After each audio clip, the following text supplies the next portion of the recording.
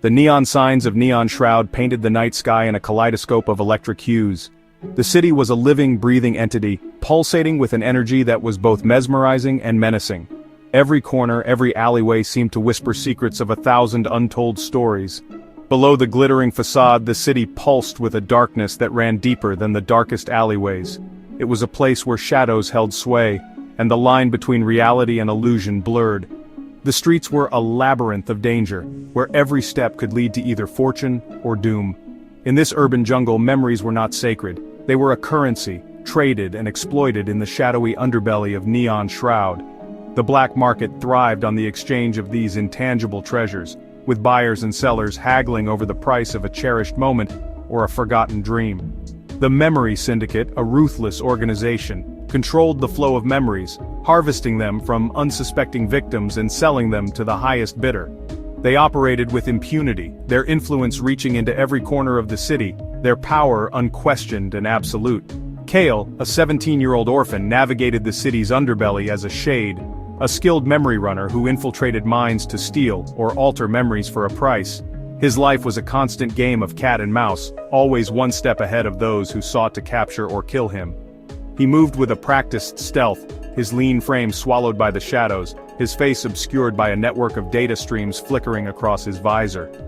Each mission was a test of his skills, a dance with danger that left him exhilarated and exhausted in equal measure. Kael had never questioned his life as a shade, the rush of a successful heist, his only solace in the cold, impersonal city. The thrill of the chase, the satisfaction of a job well done, these were the things that kept him going, that gave his life meaning in a world that seemed devoid of it. But fate, it seemed, had other plans for him. The winds of change were beginning to stir, and Kael was about to be swept up in a storm that would alter the course of his life forever. One fateful night, Kael found himself accepting a high-stakes job from a mysterious client. The offer was too tempting to refuse, the reward too great to ignore. Little did he know, this job would be unlike any he had ever undertaken before. He was to infiltrate the mind of a prominent scientist and steal the blueprints for a revolutionary memory storage device. This device, if it fell into the wrong hands, could change the balance of power in Neon Shroud forever. The scientist's memories were heavily guarded, his mind a fortress of encrypted firewalls and neural decoys. It was a challenge that would test Kael's abilities to their limits, a mission fraught with peril at every turn. But Kael, fueled by the promise of a hefty reward, infiltrated the scientist's mind with the precision of a seasoned hacker. His fingers danced across the interface, bypassing security protocols with a skill born of years of practice. As he navigated the labyrinthine corridors of the scientist's subconscious, Kael stumbled upon a hidden chamber. It was a place that seemed out of place, a secret within a secret, a mystery waiting to be unraveled. This chamber, unlike the rest, was cloaked in an eerie silence, its entrance guarded by a swirling vortex of energy. It was as if the very air around it was charged with a palpable tension, a sense of foreboding that sent shivers down Kael's spine. Curiosity gnawed at him, an unwelcome guest in his usually disciplined mind. He knew that venturing further could be dangerous, that he was treading on forbidden ground, yet the allure of the unknown was too strong to resist. He knew he should have extracted the blueprints and left. That was the plan, the mission he had been hired to complete. But something about this hidden chamber called to him, a siren song that he could not ignore. But some unseen force, an invisible hand, beckoned him closer to the forbidden chamber. It was as if the chamber itself was alive, aware of his presence, and inviting him to uncover its secrets. Kael took a deep breath, steeling himself for whatever lay ahead, and stepped forward into the unknown. Against his better judgment, Kael stepped into the vortex. He had been warned about the dangers of tampering with the mind, especially one as fortified as the scientist's. But desperation had driven him to this point.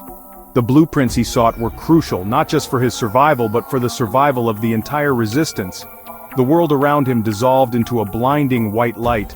Then, silence. It was an eerie, almost deafening silence, as if the very fabric of reality had been stripped away, leaving him in a void of nothingness. He found himself standing in a sterile white room, a lone figure in a sea of nothingness. The room felt both infinite and claustrophobic, a paradox that made his skin crawl. In the center of the room stood a pedestal, and on it rested a single shimmering orb. It pulsed with an otherworldly light, casting long shadows that danced on the walls. As he approached the orb, he felt a strange pull, a magnetic force drawing him closer.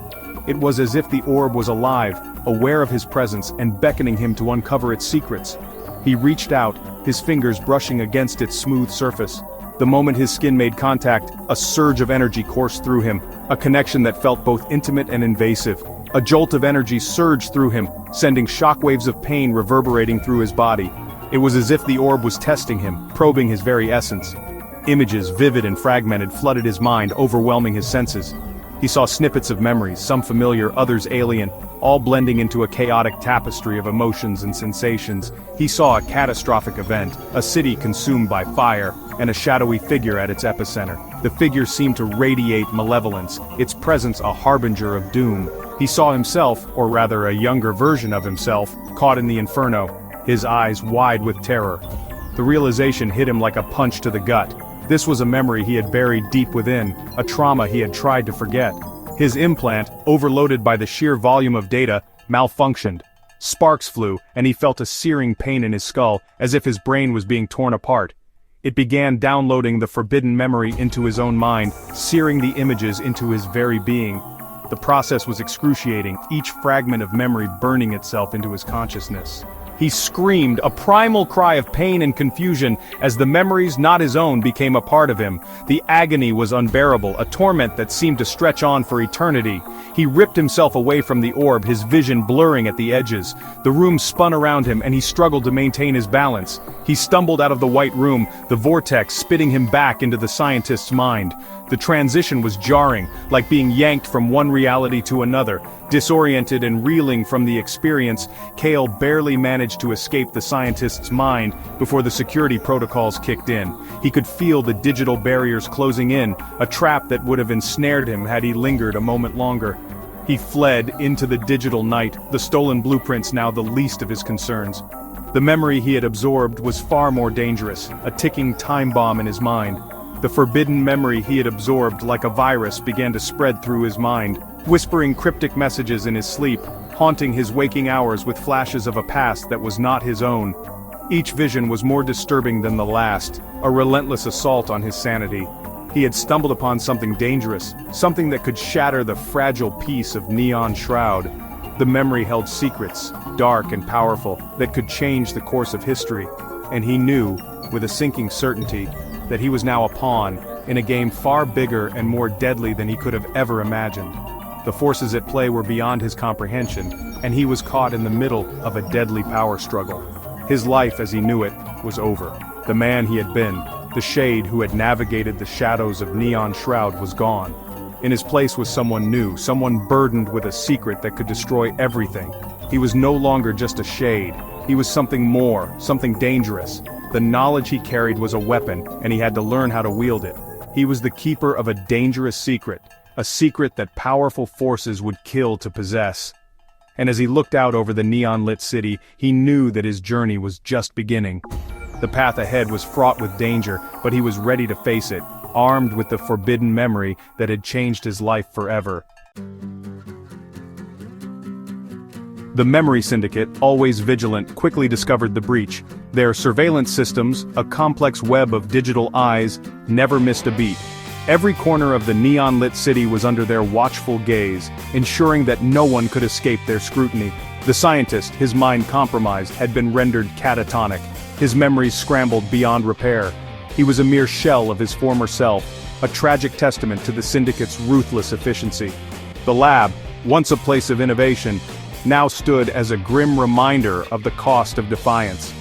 The Syndicate's enforcers, their faces hidden behind emotionless masks, descended upon the city, their footsteps echoing through the neon-lit streets like harbingers of doom. These enforcers were relentless, their presence a constant reminder of the Syndicate's iron grip on the city. They were hunting Kael, and they wouldn't stop until they had recovered the stolen memory.